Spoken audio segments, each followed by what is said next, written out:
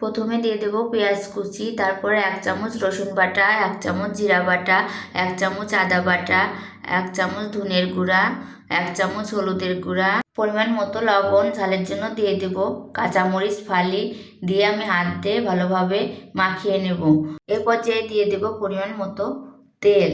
তেল দিয়ে আমি আরও ভালোভাবে মাখিয়ে নেব। এমনভাবে মাখাতে হবে যে পেঁয়াজগুলো নরম হয়ে যাবে, কাঁচামরিচ থেকে একটু ঝাল বের হবে। এবার আমি দিয়ে দেব কেটে রেখেছিলাম বেগুন, আলু আর সিমগুলো, সেগুলো দিয়ে আরও একটু মেখে নেব। তারপর এর মধ্যে দিয়ে দেব পুঁটি মাছগুলা দিয়ে একটু পানি দিয়ে দেব। পর্যায়ে আমি একটি ঢাকনা দিয়ে ঢেকে রান্না করব কিছুক্ষণ। তারপর আমি এর মধ্যে দিয়ে দেব টমেটো ফালি করে রেখেছি সেগুলো, এর উপর ছড়িয়ে দেব ধনের পাতা, দিয়ে আমি আরও 5-10 মিনিট রান্না করব। এবার আমার হয়ে গেল হাতে মেখে সর পুঁটি মাছের তরকারি। এভাবে রান্না করলে খুবই মজাদার এবং সুস্বাদু হয়।